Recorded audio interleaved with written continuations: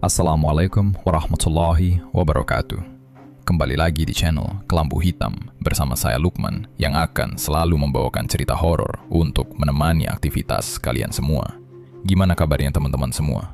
Semoga kalian semua dalam keadaan sehat selalu dan dilancarkan rezekinya. Kali ini saya akan membawakan kisah yang sangat mengerikan berjudul Tumbal Niloropati. Seperti apakah ceritanya? Tanpa perlu lama lagi, mari kita masuk ke ceritanya. Namun sebelum itu, dukung channel ini dengan menekan tombol subscribe dan aktifkan lonceng notifikasinya agar tak ketinggalan cerita horor lainnya. Selamat mendengarkan. Malam Kamis Kliwon di sebuah desa bernama Karangjati, udara terasa sangat dingin dan sepi dari biasanya. Di sebuah rumah tua yang letaknya jauh dari pemukiman warga, seorang dukun bernama Mbah Sarto sedang duduk bersila di atas lantai kayu. Asap kemenyan mengepul sangat tebal memenuhi sudut ruangan, membuat napas terasa sesak bagi siapa saja yang ada di sana. Mbah Sarto memejamkan mata dengan rapat, membaca mantra bahasa Jawa dengan suara yang sangat berat. Di depannya terdapat sesajen berupa kembang 7 rupa dan seekor ayam cemani yang diletakkan di atas daun pisang. Mbah Sarto memanggil Niloropati, sosok gaib yang selama ini memberikannya kekuatan. Ia berjanji akan terus memberikan tumbal nyawa manusia agar kesaktiannya tidak hilang. Ruangan itu perlahan menjadi semakin dingin saat sekelebat bayangan hitam besar muncul memantul di dinding kayu, menandakan sosok gaib itu datang menerima janji tumbal. Mbah Sarto menundukkan kepalanya dalam-dalam, mengikat sebuah perjanjian gelap yang tidak bisa dibatalkan oleh siapapun. Tubuh Mbah Sarto tampak sangat kurus, namun urat-urat di tangannya menonjol keluar dengan jelas. Keringat dingin mengucur deras dari dahinya, menetes jatuh ke atas tikar pandan tempatnya duduk. Mbah Sarto sama sekali tidak memedulikan keringatnya. Ia terus merapalkan mantra berulang-ulang tanpa henti sedikit pun. Tidak ada rasa takut di wajahnya yang sudah keriput, yang ada hanyalah raut keserakahan. Perjanjian gelap ini sudah ia lakukan selama bertahun-tahun lamanya. Nyawa manusia baginya hanyalah harga murah yang harus dibayar demi mempertahankan kehebatannya. Mbah Sarto membuka matanya secara perlahan saat bayangan hitam besar di dinding itu mulai memudar dan hilang sepenuhnya. Senyum tipis dan dingin terlihat jelas di bibirnya. Ia tahu permintaannya sudah disetujui, dan kini ia hanya perlu duduk diam menunggu mangsa baru datang mengantarkan nyawa ke rumahnya. Keesokan harinya, pada hari Jumat pagi, suasana yang sangat berbeda terjadi di rumah seorang pemuda bernama Abi. Abi duduk termenung di tepi ranjang kamarnya, menatap ibunya yang berbaring lemah tak berdaya di atas kasur. Kondisi ibunya sangat mengenaskan dengan kaki kanan yang membengkak parah hingga 2 kali lipat dari ukuran biasa. Kulit kakinya memerah kusam, beberapa bagian menghitam pekat, dan dagingnya mulai membusuk. Bau tidak sedap keluar menyengat dari luka tersebut, memenuhi seluruh udara di dalam kamar. Ibu Abi terus merintih pelan menahan rasa sakit luar biasa yang menusuk tajam sampai ke tulang. Abi merasa sangat putus asa melihat penderitaan itu. Selama 2 tahun penuh, ia terus membawa ibunya berobat ke rumah sakit dan mantri desa. Banyak dokter sudah memeriksa kakinya, namun tidak ada satupun yang bisa menyembuhkan ibunya. Tabungan hasil kerja keras Abi bertahun-tahun sudah habis tidak bersisa untuk membeli segala macam obat yang ternyata tidak memberikan hasil apa-apa. Abi mengusap wajahnya dengan kasar menggunakan kedua tangannya. Di saat Abi sedang melamun menatap kosong ke arah lantai kamar, adik perempuannya yang bernama Bunga masuk ke dalam kamar membawa piring berisi bubur. Bunga menatap kakaknya dengan raut wajah sangat sedih. Abi langsung berdiri dari kasur dan menatap Bunga dengan tatapan mata serius. "Nga, aku udah mutusin. Siang ini juga kita bawa ibu ke Mbah Sarto. Kata orang-orang di pasar, dia bisa nyembuhin penyakit aneh. Udah, ini jalan terakhir kita," kata Abi memecah keheningan. Bunga meletakkan piring bubur itu perlahan di atas meja kayu. Wajahnya seketika menjadi tegang. "Mas, kamu jangan gila deh. Kedukun itu musyrik loh. Masa kita minta tolong sama yang kayak gitu? Lagian kalau ibu lagi sadar, dia juga pasti gak bakal mau," tolak Bunga sambil menatap tajam kakaknya. Abi menunjuk ke arah kaki ibunya dengan napas memburu dan dada naik turun menahan emosi yang meluap. "Terus kamu mau biarin ibu mati pelan-pelan gitu di depan kita? Dokter aja udah nyerah. 2 tahun loh Nga, ibu kesakitan tiap malam sampai gak bisa tidur. Aku udah bodo amat, mau dibilang musyrik kek, apa kek. Yang penting ibu sembuh malam ini juga," ucap Abi dengan nada tinggi. Bunga membalas tatapan Abi dengan mata yang mulai berkaca-kaca. "Ya bukan gitu maksudku. Aku juga pengen ibu sembuh. Tapi aku takut mas. Takut banget nanti malah jadi panjang urusannya. Atau ada apa-apa sama keluarga kita gara-gara ini," bujuk Bunga dengan suara gemetar. Abi menghela napas panjang, berusaha menurunkan nada suaranya. "Udah, kamu tenang aja. Gak usah mikir yang aneh-aneh. Nanti semua urusan di sana biar aku yang tanggung jawab. Kamu cukup duduk nemenin ibu di belakang aja nanti," balas Abi keras kepala. Melihat kakaknya tetap bersikeras, Bunga akhirnya mengalah dan diam sambil menahan tangisnya. Abi bergegas berjalan keluar rumah untuk mencari mobil sewaan dari tetangga. Sore harinya, mereka berangkat membawa ibu mereka yang masih merintih kesakitan di kursi belakang mobil. Rumah Mbah Sarto terletak di desa terpencil yang sangat sepi dari aktivitas warga. Mobil mereka harus melewati jalan tanah berbatu yang cukup panjang. Saat mobil itu tiba di halaman rumah Mbah Sarto, matahari sudah tenggelam sepenuhnya berganti langit malam yang gelap. Seorang asisten menyambut kedatangan mereka dan menyuruh Abi serta Bunga menggotong sang ibu masuk ke ruang tengah. Di dalam ruangan tersebut, Mbah Sarto sudah duduk menunggu mereka.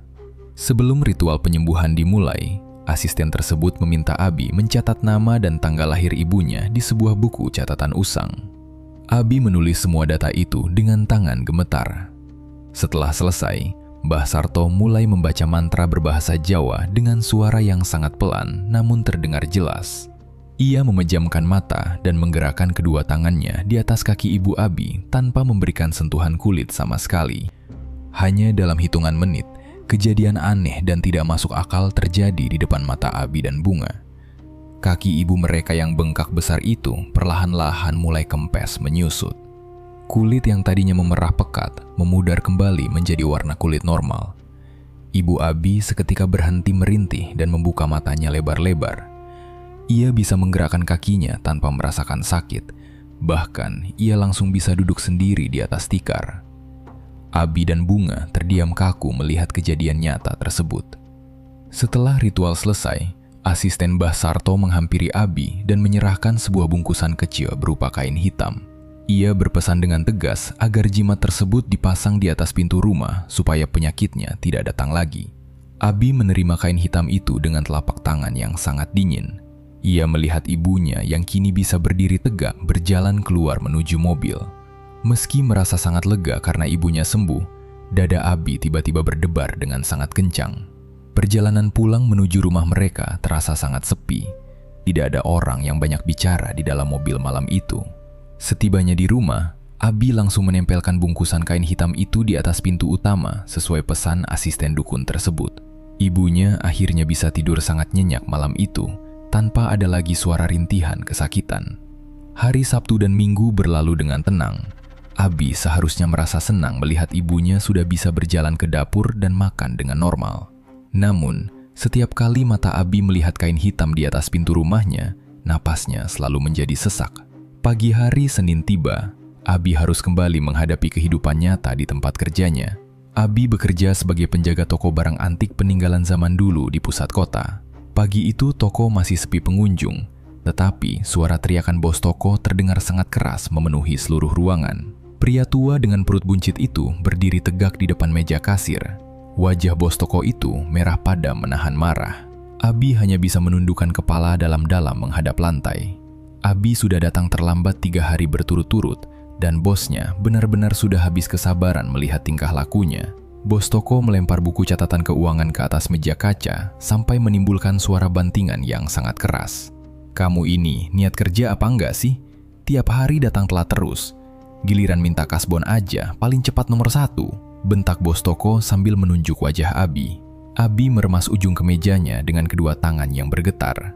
"Maaf pak, kemarin aku sibuk ngurusin ibu di rumah, Dia lagi sakit keras, jawab Abi dengan suara pelan.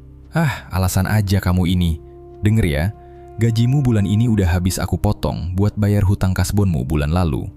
Bulan ini kamu nggak dapat uang sepeser pun. Kalau besok kamu masih telat lagi, mending nggak usah masuk kerja selamanya, ancam bosnya dengan nada tinggi. Abi hanya bisa mengangguk pelan menerima kenyataan pahit itu. Ia berjalan ke ruang belakang untuk membersihkan barang-barang antik yang tertutup debu. Pikirannya sangat kacau dan buntu. Abi terpaksa terus meminta uang kasbon di tempat kerja karena ia memiliki beban hutang yang sangat besar. Tanpa sepengetahuan Bunga dan ibunya, Abi meminjam uang kepada seorang rentenir yang sangat kejam. Awalnya, Abi hanya meminjam beberapa juta rupiah untuk biaya rumah sakit ibunya. Namun, rentenir itu memberi bunga pinjaman yang jumlahnya terus naik setiap hari. Hutang Abi terus bertambah banyak setiap minggu sampai mencapai angka puluhan juta rupiah. Abi tidak tahu harus mencari uang dari mana lagi, sementara gajinya bulan ini sudah dipotong habis. Sore harinya, Abi berjalan kaki pulang menuju rumah. Langit sore itu terlihat mendung gelap dan udaranya terasa sangat pengap. Abi memilih melewati jalan pintas di sebuah gang sempit. Gang itu diapit oleh tembok bata yang tinggi dari bangunan pabrik tua yang sudah bertahun-tahun kosong. Jalanan tersebut sangat sepi. Tidak ada satupun orang yang lewat di sana selain Abi. Langkah kakinya terasa berat dan pandangan matanya kosong menatap jalan aspal di depannya. Saat Abi sampai di tengah gang, sebuah mobil hitam tiba-tiba melaju kencang dari arah depan. Mobil itu berhenti mendadak menghalangi jalan Abi. 3 orang preman berbadan besar langsung turun dari dalam mobil. Abi mengenal wajah mereka semua. Mereka adalah anak buah rentenir tempat Abi meminjam uang. Abi mencoba berbalik badan untuk lari menyelamatkan diri, tetapi satu preman lain ternyata sudah berdiri di belakangnya membawa balok kayu tebal. Salah satu preman berambut gondrong langsung memukul wajah Abi dengan sangat keras menggunakan kepalan tangannya. Abi jatuh ke aspal.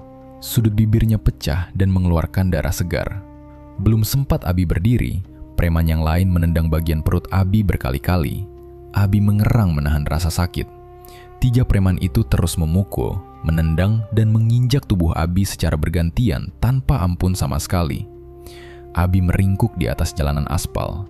Ia menutupi kepalanya dengan kedua telapak tangan. Tulang rusuknya terasa sangat sakit akibat tendangan sepatu but botak milik preman tersebut. Napasnya tersengal-sengal dan darah segar mengalir keluar dari dalam hidungnya.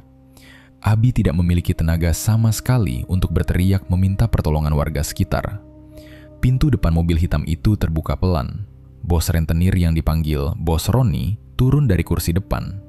Pria paruhbaya itu berjalan santai menghampiri Abi yang tergeletak lemah di dekat ban mobil. Bos Roni berjongkok di depan tubuh Abi. Ia menarik rambut Abi dengan sangat kuat, memaksa pemuda itu untuk mendongak dan melihat wajahnya. "Gimana rasanya? Masih mau kabur kamu dari aku?" tanya Bos Roni sambil tersenyum sinis. Abi terbatuk pelan, darah keluar dari mulutnya menetes ke jalanan aspal. "Ampun bos, tolong kasih aku waktu dikit lagi dong. Aku pasti bayar hutangku kok," ucap Abi dengan napas putus-putus.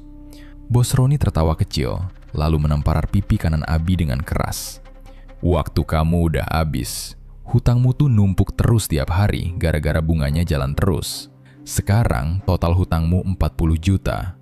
Terus kamu mau cari uang segitu banyak dari mana coba?" Abi menatap mata Bos Roni dengan penuh keputusasaan dan rasa takut. "Tolong aku bos, ibuku baru aja sembuh di rumah. Janji deh, bulan depan aku cicil pelan-pelan hutangnya sampai lunas." Bos Roni melepaskan tangannya dari rambut Abi. Ia berdiri menatap Abi yang masih merintih kesakitan di bawah kakinya. "Aku ini bukan tempat amal. Aku cuma kasih kamu waktu maksimal 2 hari dari sekarang. Uangnya harus lunas 40 juta bulat, gak ada cerita dicicil lagi," tegas Bos Roni.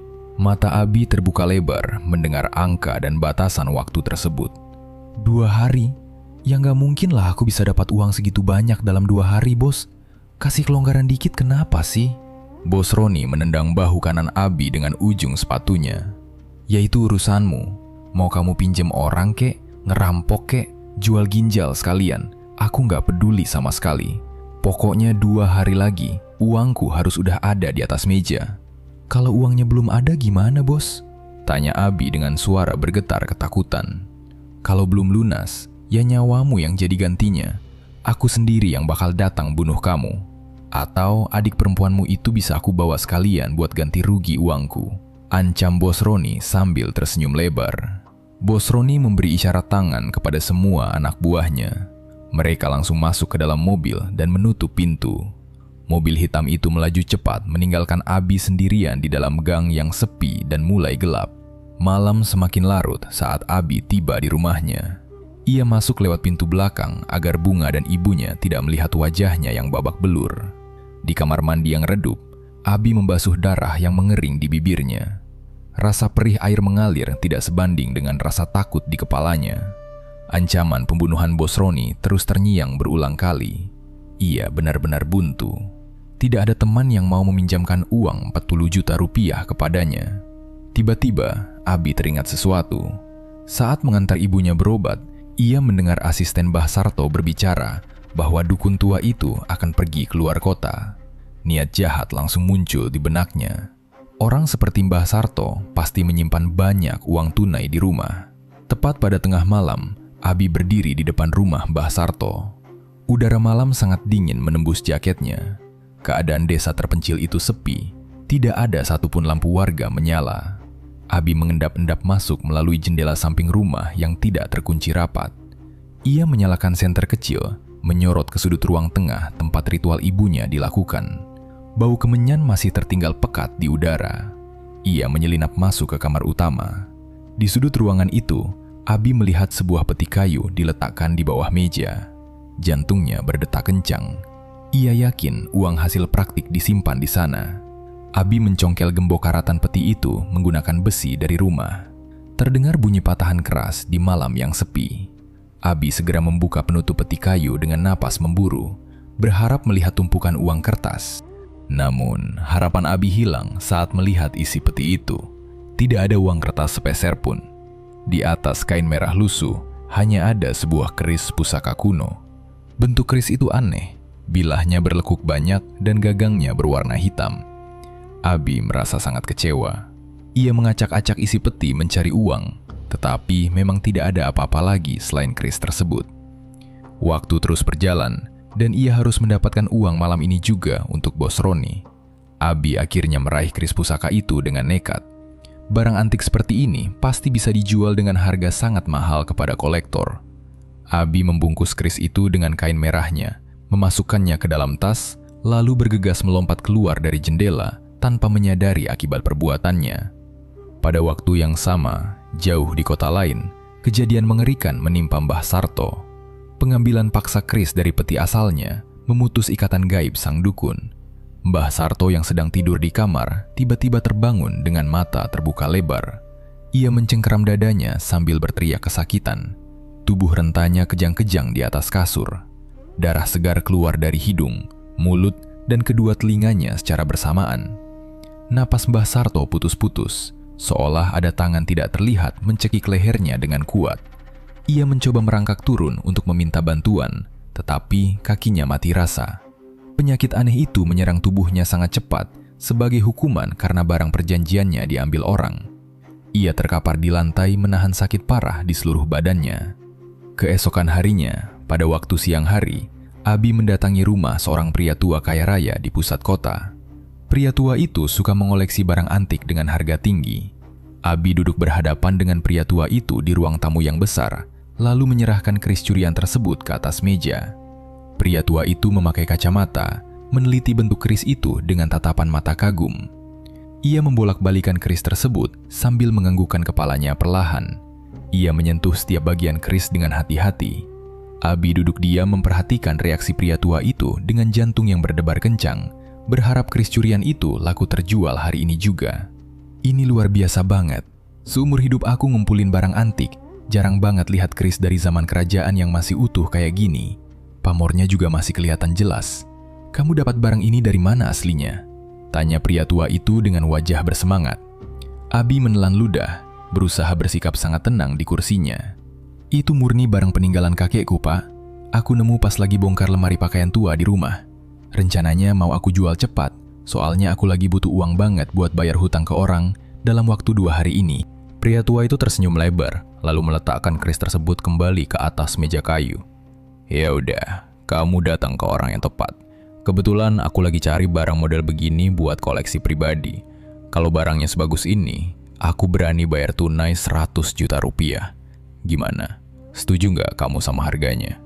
Mata Abi langsung terbuka sangat lebar, rasa takut di dadanya seketika hilang. Setuju banget pak, kalau bisa uang 100 jutanya mau aku ambil sekarang juga, boleh kan? Namun senyum pria tua itu mereda. Sebentar, sabar dulu. Jangan buru-buru begitu. Aturannya kalau beli benda pusaka begini, aku harus cek energinya dulu. Aku harus mastiin ini barang bersih, biar nggak salah bawa musibah masuk ke dalam rumah barunya nanti. Ucap pria tua itu dengan nada bicara sangat serius. Pria tua itu berdiri dari kursi dan mengambil sebuah piring kecil beserta dupa. Ia membakar dupa tersebut sampai mengeluarkan asap putih. Bau wangi dupa langsung memenuhi ruang tamu. Pria tua itu memejamkan matanya, mengarahkan asap dupa ke atas keris sambil membaca doa pelan. Beberapa detik kemudian, tubuh pria tua itu tersentak ke belakang hingga menabrak sandaran kursi. Matanya menatap lurus ke depan dengan penuh ketakutan. Napasnya memburu cepat dan keringat dingin langsung membanjiri dahinya. Pria tua itu melihat wujud makhluk gaib mengerikan berdiri tepat di depan wajahnya. Bawa pergi barang aneh itu sekarang juga. Keluar dari rumahku detik ini juga. Teriak pria tua itu panik. Abi terkejut bukan main mendengar bentakan keras itu. Loh, Pak, tunggu dulu. Katanya tadi mau dibeli 100 juta tunai. Kenapa tiba-tiba aku malah diusir begini? Tanyanya kebingungan. Pria tua itu menunjuk ke arah pintu depan. Aku bilang keluar, ya keluar. Kamu jangan banyak tanya. Cepat, bawa pergi keris curian itu dari sini. Barang ini ada penunggunya yang jahat. Aku nggak mau mati konyol gara-gara perbuatanmu ini. Bentak pria tua itu. Abi segera mengambil keris itu dengan tangan gemetar, lalu berlari kencang keluar dari halaman rumah tersebut. Harapan terakhirnya hanya membawa barang curian ini langsung ke markas rentenir. Tanpa banyak berpikir panjang lagi, Abi segera menghentikan angkot dan meluncur ke sebuah gudang tua di pinggiran kota. Di dalam gudang yang pengap itu, Bos Roni sedang duduk bersantai menghisap rokok. Beberapa anak buahnya berjaga di pintu dengan wajah garang. Abi berjalan masuk perlahan. Suasana di dalam gudang terasa mengancam, setiap langkahnya diawasi. Abi meletakkan tas hitam di atas meja, membuka resleting dan mengeluarkan keris pusaka yang terbungkus kain merah. Bos Roni mengerutkan dahi melihat benda berdebu di atas mejanya. Ia mengambil keris itu dengan tangan telanjang dan mengamatinya sejenak tanpa rasa hormat sama sekali.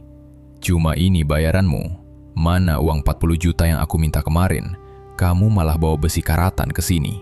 Bentak Bos Roni melempar keris itu kembali ke atas meja hingga berbunyi nyaring. Tolong percaya sama aku, Bos. Tadi ada kolektor kaya raya di kota yang nawar keris ini 100 juta rupiah kontan. Bos tinggal cari pembeli lain aja, pasti uang hutangku ketutup semua. Mohon Abi dengan kedua tangan gemetar. Bos Roni tertawa keras, lalu menatap Abi dengan pandangan meremehkan.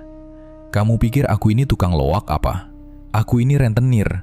Nagihnya pakai uang asli, bukan pakai rongsokan sampah kayak gini. Uangku itu nilainya 40 juta, dan aku mau itu balik sekarang juga. Tolak Bos Roni. Melihat bosnya marah besar, salah satu anak buah yang berdiri di belakang langsung mengeluarkan pisau panjang mengkilap dari sarungnya. Ia menarik lengan Abi dengan paksa dan menempelkan mata pisau yang sangat tajam itu ke pergelangan tangan Abi. Abi meronta ketakutan, menjerit meminta ampun saat merasakan dinginnya besi pisau menyentuh kulit lengannya. Bos Roni mengangkat sebelah tangan, memberi tanda agar anak buahnya melepaskan Abi. Pria itu menyuruh Abi mengambil keris busuknya kembali dan pergi membawa benda itu dari gudang secepatnya. Jika Abi tidak kembali membawa uang 40 juta pada batas waktu yang sudah ditentukan, Bos Roni memastikan nyawa Abi tidak akan selamat keesokan harinya. Abi berlari keluar dari gudang dengan napas terengah-engah. Ia memeluk keris pusaka itu erat-erat di dadanya saat menaiki angkot untuk pulang. Sesampainya di rumah saat sore mulai gelap, Abi masuk dengan wajah yang babak belur, pucat pasi, dan keringat dingin. Bunga yang sedang duduk di ruang tamu langsung berdiri kaget melihat kondisi kakaknya yang hancur berantakan. Abi tidak sanggup lagi menyembunyikan masalah yang menggunung. Di atas tikar ruang tamu, Abi akhirnya berlutut dan menceritakan segalanya dengan suara bergetar. Ia menceritakan hutang rentenir yang sudah membesar jadi 40 juta rupiah, pukulan dari preman Bos Roni, Dan puncaknya, pencurian keris di rumah Mbah Sarto. Mendengar semua pengakuan itu, wajah Bunga langsung berubah merah padam. Ia memukul bahu Abi dengan keras, merasa sangat kecewa dengan kakaknya. Bunga tidak percaya kakaknya bisa bertindak bodoh hingga sejauh ini. "Kamu benar-benar udah gila ya, Mas. Cuma gara-gara hutang, kamu nekat nyolong barang milik orang. Mbah Sarto itu dukun loh, bukan orang biasa. Kalau dia tahu barangnya hilang, abis kita sekeluarga disantet," teriak Bunga marah. Abi menunduk memegangi kepalanya yang terasa mau pecah. "Aku juga gak mau nyolong aslinya. Aku niatnya mau curi uang tunai di peti itu buat bayar hutang. Tapi ternyata isinya cuma keris karatan ini. Gimana lagi coba? Bos Roni udah mau bunuh aku besok kalau uang 40 juta itu gak ada." Bunga mengambil keris itu dengan tangan bergetar ketakutan, lalu melemparkannya kembali ke arah Abi. "Aku gak mau tahu alasannya. Kamu balikin barang kutukan itu sekarang juga ke tempat asalnya. Aku dari awal udah bilang, urusan sama dukun tuh selalu bawa petaka besar. Kamu egois banget sih bawa penyakit ke rumah ini," bentak Bunga dengan suara gemetar menahan tangis. "Nggak bisa asal balikin gitu aja nggak? Kalau aku pergi sekarang, yang ada aku malah mati dihabisi bos Roni. Kamu ngerti nggak sih posisi nyawaku sekarang di ujung tanduk? Barang ini harus kejual buat lunasin hutang itu semua," jawab Abi. Pertengkaran hebat terjadi di ruang tamu yang sempit itu. Keras kepala Abi untuk menahan keris pusaka di dalam rumahnya membawa akibat yang mengerikan. Menjelang larut malam, teror nyata akhirnya mulai terjadi secara beruntun. Udara di dalam rumah yang tadinya biasa saja perlahan berubah menjadi sangat pengap. Bau busuk bercampur kemenyan menyebar di ruang tengah. Dari dalam kamar ibu mereka, tiba-tiba terdengar suara rintihan tertahan. Abi dan Bunga langsung berlari masuk ke dalam kamar. Betapa terkejutnya mereka melihat kondisi ibunya. Kaki ibu Abi yang awalnya sudah sembuh bersih, mendadak kembali membengkak. Kulitnya memerah pekat seolah tersiram air mendidih. Bekas luka lama kembali membusuk dengan cepat, mengeluarkan cairan kental yang sangat berbau anyir. Ibu mereka terus menjerit kesakitan sepanjang malam, tanpa bisa memejamkan mata sedikitpun. Gangguan gaib tidak berhenti sampai di situ. Di malam yang sama, suara gedoran keras mulai terdengar dari arah pintu depan, padahal tidak ada siapa-siapa di luar rumah. Abi menemukan bercak darah hitam menempel di tembok kamar tidurnya. Barang-barang dapur jatuh berserakan sendiri tanpa disentuh. Kehadiran keris pusaka itu memancing makhluk tidak kasat mata untuk terus meneror rumah tersebut. Setiap malam, Bunga harus menutup telinga sambil menangis karena mendengar suara langkah kaki berat berjalan mondar-mandir di ruang tamu. Di sisi lain, pada menjelang waktu maghrib, seorang perempuan muda melangkah tergesa melewati pekarangan rumah tua yang jauh dari keramaian warga.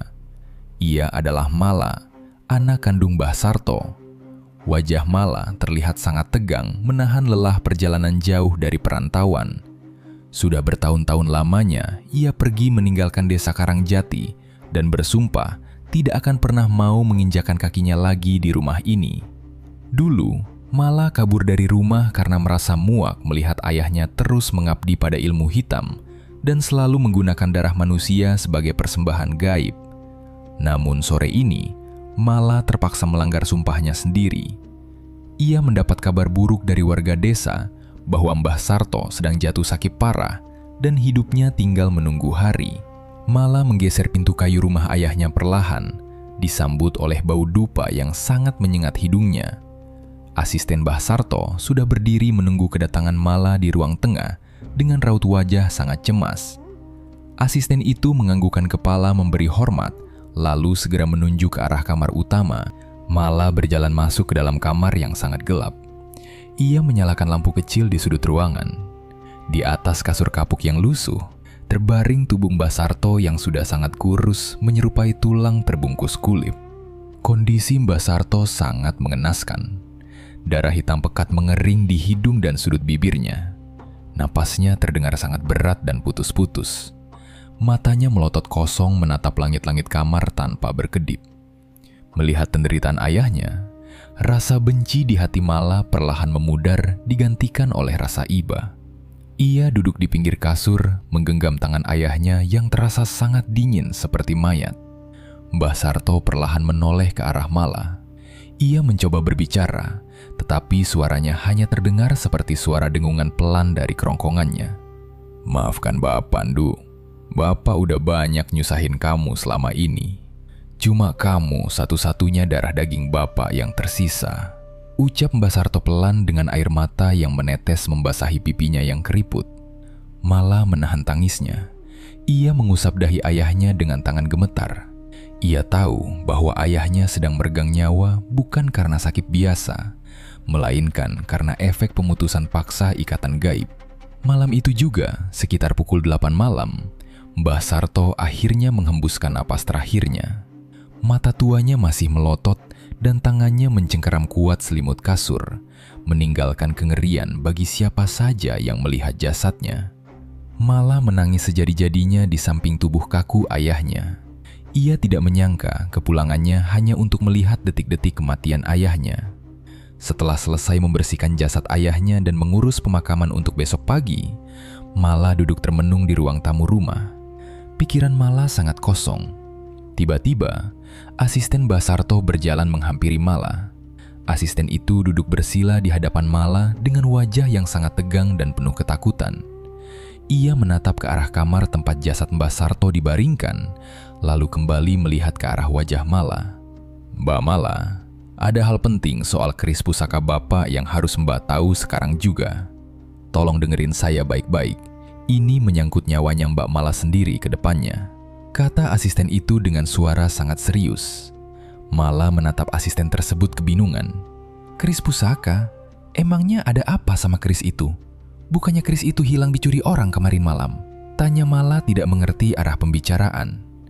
Asisten itu menganggukkan kepalanya perlahan dan menjelaskan dengan napas tertahan.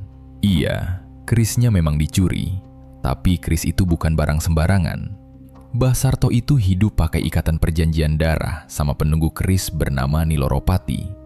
Syarat perjanjian itu, keris pusaka Niloropati harus diserahkan secara resmi pakai ritual pemandian darah ke pemilik baru sebelum pemilik lama mati." Mala masih tidak mengerti bahaya apa yang mengintainya. "Ya terus hubungannya sama aku sekarang apa? Aku nggak mau tahu menahu soal ilmu gaib Bapak." "Keris itu menuntut tumbal darah daging, Mbak. Karena Bapak meninggal sebelum sempat nyerahin keris itu ke orang lain yang wetonnya cocok, maka Niloropati bakal ngambil darah keturunan Bapak sebagai bayarannya. Cuma Mbak Mala satu-satunya darah daging Mbah Sarto yang masih hidup sekarang. Artinya, Niloropati bakal ngejar nyawa Mbak Mala buat dijadiin tumbal penutup perjanjian gelap ini." Jelas asisten itu dengan raut wajah sangat ketakutan. Jantung Mala berdegup sangat kencang mendengar penjelasan panjang lebar asisten tersebut. Wajahnya berubah menjadi sangat pucat pasi menahan rasa ngeri. Sumpah yang ia buat bertahun-tahun lalu kini tidak ada gunanya. Ia tetap terseret ke dalam lingkaran ilmu hitam ayahnya meski sudah sejauh mungkin pergi dari rumah. "Terus gimana dong caranya biar aku bisa selamat? Aku kan gak salah apa-apa. Masa aku yang mati konyol?" teriak Mala panik. Asisten itu menundukkan kepalanya dalam-dalam. "Ada satu jalan keluar, Mbak. Kita harus nangkep pencuri keris itu hidup-hidup. Nanti kita jadikan pencuri itu sebagai wadah pengganti nyawa Mbah Sarto.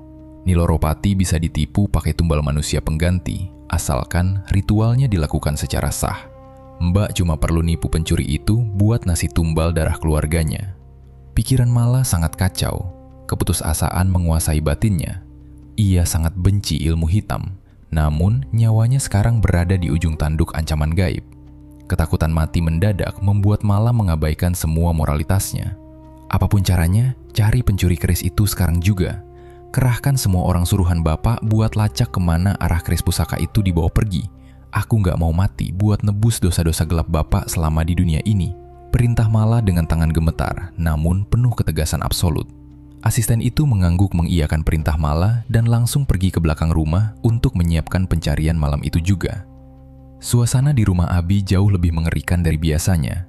Bau busuk dari luka kaki ibunya menyebar pekat sampai ke ruang tamu, bercampur dengan bau kemenyan yang keluar dari dalam lemari kayu tempat Abi menyimpan keris pusaka. Rintihan kesakitan ibu Abi berubah menjadi jeritan keras yang memekakkan telinga.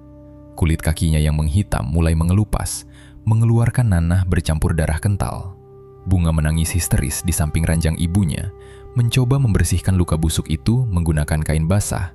Namun usahanya sia-sia, karena luka tersebut muncul karena kutukan gaib, bukan karena penyakit medis. Abi duduk diam di ruang tamu dengan rambut berantakan dan wajah pucat. Ia menekan telinganya rapat-rapat dengan kedua telapak tangan. Kepalanya pusing hebat akibat kurang tidur dan tekanan hutang 40 juta kepada bos Roni yang batas waktunya tinggal 1 hari lagi. Niat Abi untuk membuang keris terkutuk itu sudah bulat.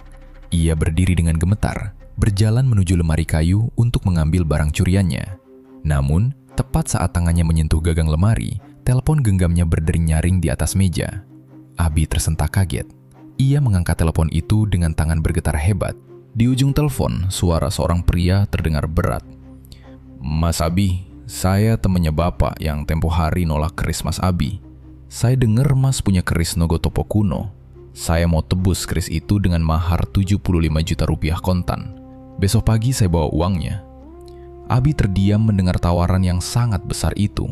Uang 75 juta sangat cukup untuk melunasi hutang bos Roni dan membawa ibunya ke rumah sakit mewah di kota. Keserakahan seketika membutakan akal sehat Abi. Ia membatalkan niatnya untuk membuang keris pusaka tersebut.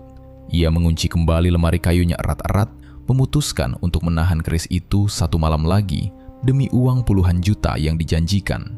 Namun keputusan itu membawa akibat mematikan bagi kewarasan Abi sendiri. Malam semakin larut, suhu di dalam rumah turun drastis. Abi duduk menyendiri di sudut ruangan gelap. Perlahan-lahan ia mulai mendengar suara bisikan aneh di telinganya. Suara itu bukan suara manusia, melainkan suara berat dan serak yang menyebutkan namanya berulang kali. Bisikan gaib itu memakinya, menertawakan penderitaannya, dan menyuruhnya melakukan hal-hal buruk. Abi memukul kepalanya sendiri dengan keras, mencoba menghentikan suara halusinasinya, tetapi suara aneh itu terus bergema memantul di dinding kepalanya. Pikiran Abi perlahan pecah. Ketakutan pada ancaman bos Roni, jeritan menyayat dari kamar ibunya, dan aura gelap keris Niloropati bergabung menghancurkan mental Abi secara perlahan tanpa sisa sama sekali. Bunga yang kelelahan mengurus ibunya keluar dari kamar menuju ruang tamu. Ia sangat terkejut melihat kakaknya duduk di sudut ruangan dengan tatapan mata kosong dan senyum aneh di bibirnya. Bunga melihat lemari kayu di sudut ruangan belum terbuka, menandakan kakaknya belum membuang keris pembawa sial tersebut. Kemarahan Bunga langsung memuncak malam itu juga. "Mas, kamu benar-benar gak punya hati ya? Ibu di dalam jerit-jerit kesakitan gara-gara keris kutukan kamu, tapi kamu malah santai duduk di sini. Kenapa kerisnya belum dibuang dari tadi siang?" Bentak Bunga dengan suara gemetar penuh emosi. Abi menatap adiknya dengan pandangan mata yang sangat tajam dan tidak biasa. "Aku dapat pembeli baru nggak? Besok pagi keris ini laku 75 juta tunai. Sabar semalam aja kenapa sih? Uangnya bisa buat bayar lunas hutang rentenir dan obatin kaki ibu." Bunga memukul meja di depannya dengan keras. "Uang, uang, uang. Kamu cuma peduli soal uang, sementara ibu udah setengah mati di kamar. Percuma kamu dapat ratusan juta kalau ibu keburu meninggal gara-gara ulah egoismu ini. Ambil keris itu sekarang dan lempar ke sungai, atau aku sendiri yang bakal buang barang rongsokan itu keluar," teriak Bunga nekat. Bunga melangkah maju menuju lemari kayu. Ia bermaksud mengambil keris tersebut secara paksa, namun Abi yang pikirannya sudah dirasuki hawa jahat langsung bereaksi cepat. Abi bangkit berdiri lalu menarik rambut Bunga dari belakang dengan sangat kuat hingga adiknya jatuh tersungkur ke lantai. Bunga menjerit kesakitan, terkejut melihat perlakuan kasar kakaknya sendiri. Abi tidak berhenti sampai di situ. Mata Abi merah menyala dipenuhi amarah gelap. Ia menendang perut adiknya dengan keras menggunakan lututnya. "Kamu jangan coba-coba ikut campur urusan uangku. Aku udah capek dihajar sana-sini. Ini jalan satu-satunya buat kita selamat dari bos Roni.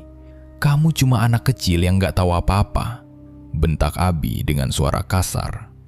Bunga menangis kesakitan memegangi perutnya. "Mas, sadar mas, kamu kerasukan. Ini gara-gara keris celaka itu," rintih Bunga. Abi tidak peduli dengan tangisan adiknya. ia menampar wajah Bunga beberapa kali sampai sudut bibir adiknya mengeluarkan darah segar. Abi memukul tubuh Bunga menggunakan tangan kosong secara brutal. Ia melampiaskan semua stres, ketakutan, dan bisikan gaib di kepalanya kepada adiknya sendiri. Bunga meringkuk ketakutan di sudut ruangan, melindungi kepalanya dari amukan kakaknya yang sudah benar-benar kehilangan akal sehat. Abi akhirnya berhenti memukul saat tangannya terasa kebas. Abi membiarkan adiknya menangis terseduh-seduh menahan sakit di atas lantai keramik dingin. Abi berjalan mengambil keris pusaka Nyi Loropati yang terbungkus kain merah dari dalam lemari. Ia memegang keris keramat tersebut dengan sangat erat di dadanya, menatap benda itu dengan senyum aneh yang sangat mengerikan. Tepat pada siang hari bolong saat panas sedang terik-teriknya, Abi keluar dari rumah membawa tas berisi keris tersebut. Namun, nasib buruk kembali menghalangi jalannya dengan sangat cepat. Saat ia baru berjalan beberapa meter melewati pos kamling desa yang sepi, 3 pria bertubuh besar berbaju hitam pekat melompat turun dari mobil bak terbuka yang terparkir sembarangan. Orang-orang tersebut bukan anak buah rentenir Bos Roni, melainkan orang suruhan keluarga Mbah Sarto yang dikerahkan khusus untuk mencari pusaka gaib tersebut. Ketiga pria itu menyergap Abi tanpa memberikan kesempatan bertanya sama sekali. Abi yang mencoba berontak ditendang sangat keras tepat di tulang rusuk hingga tersungkur ke tanah berdebu. Kepalanya dibungkus kain karung beras yang kotor dan bau. Napasnya langsung sesak seketika. Abi diseret secara kasar dan dilemparkan ke bagian belakang mobil bak terbuka tersebut. Sepanjang perjalanan yang terasa cukup jauh melewati jalan berbatu, Abi ditendang dan diinjak tanpa ampun setiap kali mencoba melepaskan ikatan tangannya. Ketakutan luar biasa kembali menekan dada Abi. Kepanikan dan rasa sakit di sekujur tubuhnya membuatnya tidak bisa berpikir jernih. Mobil tersebut akhirnya berhenti secara mendadak setelah perjalanan yang cukup lama. Tangan Abi ditarik turun dari mobil, lalu ia diseret masuk ke dalam sebuah rumah yang dipenuhi bau kemenyan yang sangat tajam dan basah. Ikatan di tangan Abi dilepaskan dengan cepat, lalu kain yang menutupi kepalanya dibuka paksa secara kasar. Cahaya lampu ruang tengah yang redup membuat mata Abi harus menyesuaikan diri. Di depannya berdiri seorang perempuan muda dengan wajah dingin dan tatapan mata tajam. Perempuan itu adalah Mala, anak kandung mendiang Mbah Sarto. Asisten Mbah Sarto yang dulu membantu pengobatan ibunya tampak berdiri kaku di belakang kursi kayu. Abi yang berlutut di atas lantai langsung menyadari bahwa ia telah dibawa kembali ke rumah tempat pencurian tersebut bermula. "Kamu pikir kamu bisa lari tenang setelah nyuri barang keramat punya bapakku, ha? Dasar maling gak tahu diri. Nyawa bapakku melayang cuma karena keserakahanmu," bentak Mala dengan nada dingin menusuk. Abi gemetar hebat.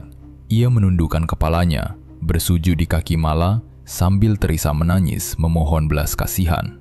"Maafkan aku, Mbak. Tolong jangan bunuh aku. Aku nggak sengaja. Aku butuh uang mendesak buat bayar hutang rentenir gara-gara biaya berobat ibuku yang lagi sakit parah. Aku sumpah nggak ada niat jahat nyuri barang keramat itu. Aku cuma butuh uang tunai buat lunasin hutang." Mala menatap jijik ke arah Abi. Lalu asisten Mbah Sarto mendekat dan berbisik pelan ke telinga perempuan tersebut. Asisten itu telah memeriksa latar belakang pencuri tersebut dan menemukan satu fakta penting yang sangat mencengangkan. Abi lahir tepat pada hari Sabtu Pahing, yang berarti hari lahir pemuda tersebut sama persis dengan hari lahir Mbah Sarto. Mendengar bisikan itu, mata Mala sedikit melebar. Sebuah rencana licik langsung muncul di kepalanya. Mala melihat peluang emas untuk menjadikan pemuda putus asa ini sebagai wadah tumbal Nyi Loropati menggantikan nyawanya sendiri. Wajah marah Mala seketika berubah menjadi lebih lembut. Ia mundur selangkah, lalu menyuruh Abi untuk segera berdiri dari sujudnya. "Udah, berdiri kamu. Kebetulan aku ini orangnya pemaaf. Berhubung kamu balikin keris itu, aku anggap urusan curi-mencurinya udah selesai dan lunas hari ini juga," kata Mala. Abi mengusap wajahnya yang penuh keringat dan debu dengan perasaan lega luar biasa. "Beneran, Mbak? Makasih banyak, Mbak. Kalau begitu, aku minta izin pulang sekarang. Ibuku lagi sakit parah di rumah gara-gara kutukan keris aneh ini." Mala langsung mengangkat tangannya menyuruh Abi berhenti. "Tunggu dulu. Sakit ibumu itu nggak bisa sembuh cuma gara-gara kamu balikin barangnya ke sini. Ibumu udah masuk ke dalam efek gaib keris ini, dan teror makhluk halus di rumahmu juga nggak bakal berhenti begitu saja. Terus aku harus gimana biar ibuku sembuh dan rumahku tenang lagi, Mbak? Apapun syaratnya pasti aku lakuin sekarang, tanya Abi dengan sangat mendesak. Satu-satunya cara cuma lewat ruatan pemandian keris. Kalau kamu lakuin pemandian kerisnya nanti malam saat bulan purnama di depan ibumu langsung, ibumu bakal sembuh total tanpa ada penyakit sisa sedikit pun. Dan semua makhluk gaib bakal pergi dari rumahmu selamanya. Terang Mala membohongi Abi mentah-mentah.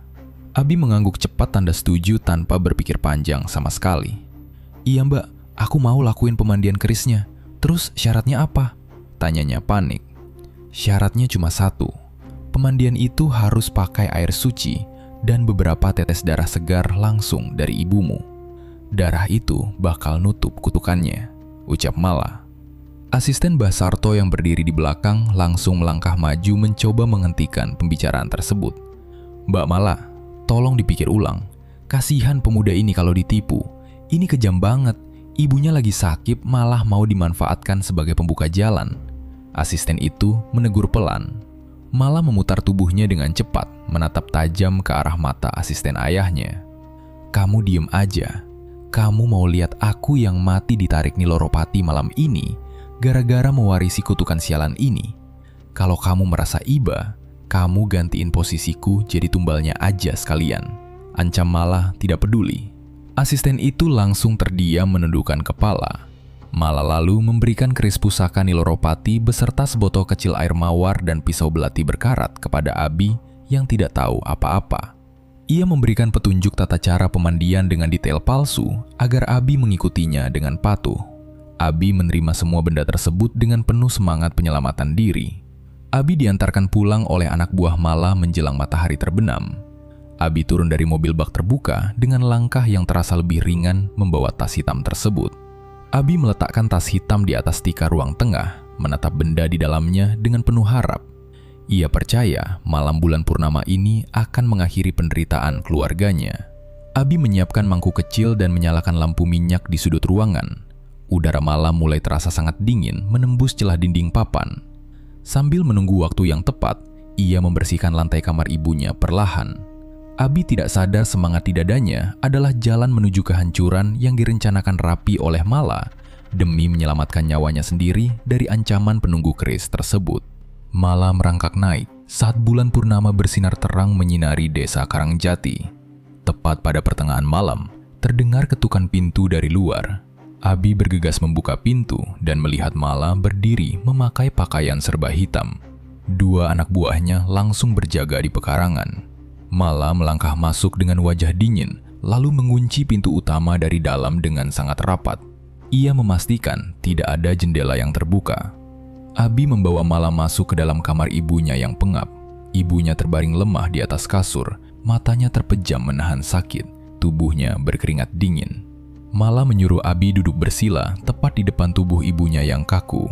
Mala berdiri di sudut kamar, menatap tajam ke arah keris pusaka yang sudah diletakkan Abi di atas baki beserta pisau belati berkarat tersebut.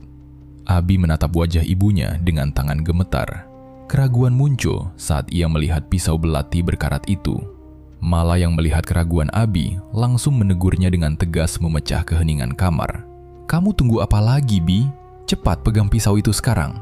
Waktu kita nggak banyak, bulan purnamanya udah sampai tepat di atas rumah, perintah Mala. Aku takut, Mbak.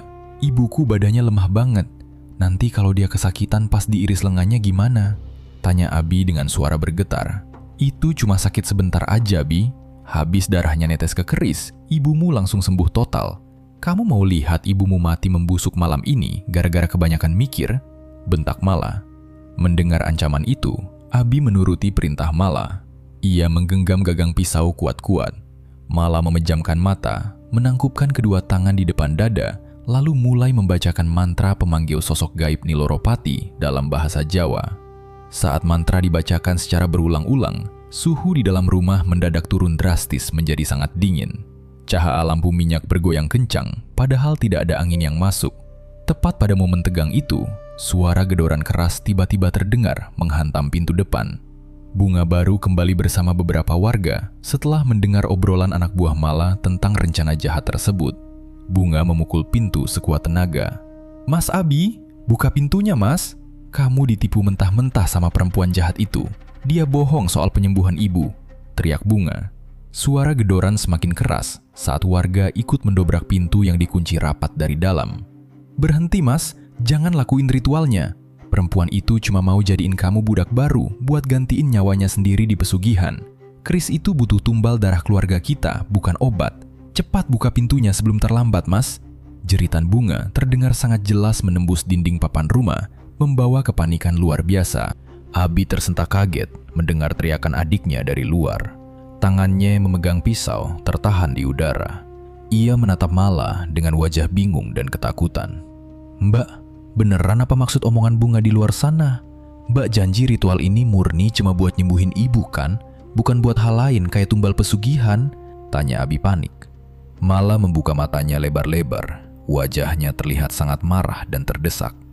"Jangan dengerin omongan adikmu. Dia itu anak kecil yang gak tahu apa-apa soal pengobatan ini. Kalau kamu berhenti di tengah jalan sekarang, sosok penunggu Chris itu malah bakal marah dan bunuh ibumu malam ini juga. Jangan buang waktu lagi. Potong lengannya sekarang juga, Bi," teriak Mala dengan keras. Suara dobrak pintu dari warga di luar semakin mengancam rencana Mala. Pikiran Abi menjadi sangat buntu. Tekanan hutang, penderitaan ibunya, teriakan Mala, dan gedoran pintu membuat akal sehatnya hancur. Abi menutup telinganya dari peringatan Bunga. Ia menarik lengan ibunya yang kurus, lalu menggoreskan pisau belati itu. Darah segar menetes deras membasahi keris pusaka. Segalanya sudah terlambat untuk dihentikan.